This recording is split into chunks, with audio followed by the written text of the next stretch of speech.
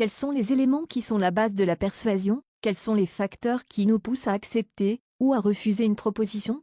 Cette vidéo explique et développe les principes de la psychologie de la persuasion. Depuis 60 ans, des chercheurs ont étudié les facteurs qui nous influencent à dire oui aux demandes des autres. Ce qui est surprenant, c'est qu'il existe bien une science dans la manière de convaincre.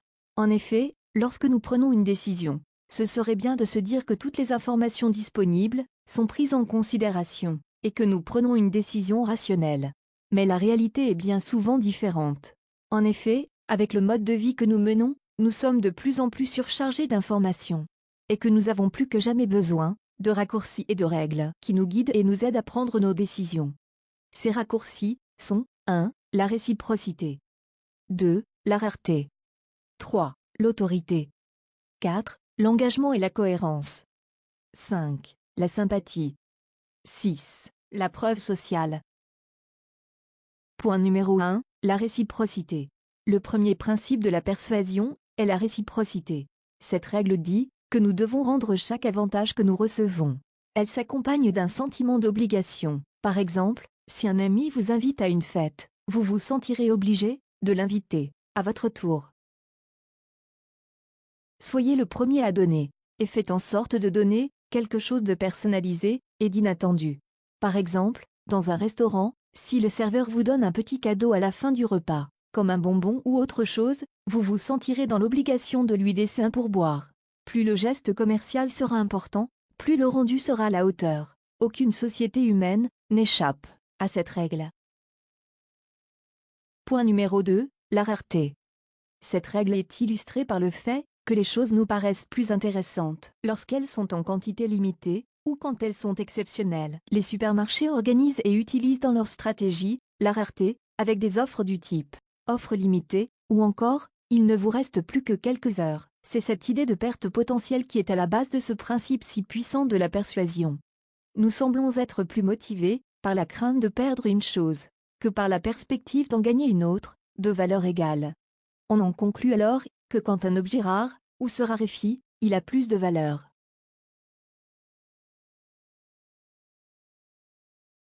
Point numéro 3. L'autorité. On a tendance à faire confiance à ceux qui font figure d'autorité ou d'expertise. Par exemple, les physiothérapeutes sont capables de convaincre leurs patients à se soumettre à des programmes d'exercice en affichant leur diplôme au mur de leur cabinet de consultation. L'expertise et la connaissance d'un médecin ou d'un expert dans son domaine sont rarement mises en discussion. Mais au lieu d'aller voir les gens pour vanter vos qualités, il est préférable que quelqu'un le fasse pour vous. Cette valorisation ou recommandation a un impact direct et positif sur le nombre de rendez-vous et de contrats signés, soit 20% et 15% d'augmentation respectivement. Cette méthode est à la fois une méthode éthique et qui ne coûte rien. Les résultats sont surprenants, ils démontrent à quel point l'autorité confère un pouvoir de persuasion incroyable à celui qui la possède. Point numéro 4, la cohérence. La cohérence veut que les gens aiment rester cohérents dans les choses qu'ils ont dites ou faites précédemment. Être cohérent est une preuve de force de caractère, d'honnêteté, de rationalité. Chacun a un désir très fort d'être cohérent dans son comportement, ce qui permet un avantage supplémentaire. Une fois que nous avons pris une décision, nous n'avons plus besoin de dépenser notre énergie mentale à peser le pour et le contre. Cela permet de maîtriser un environnement complexe avec un moindre effort. Cette technique consiste à faire une petite demande pour en faire une plus importante un peu plus tard. Point numéro 5. La sympathie.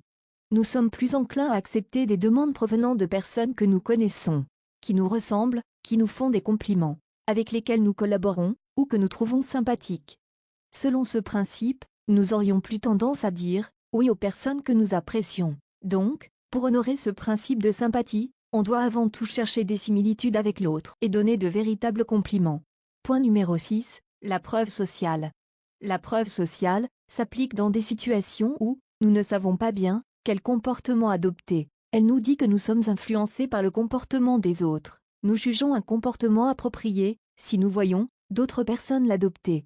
Elle définit spécialement quand les gens vont regarder, observer l'attitude des autres, dans le but de déterminer leurs propres actions et comportements. Business in Motion réalise du contenu de qualité, comme cette vidéo destinée à expliquer un sujet Accroître votre audience sur les réseaux sociaux. Augmenter votre visibilité, engager vos followers et convertir votre communauté en clients. Nous restons à votre disposition pour tout complément d'information.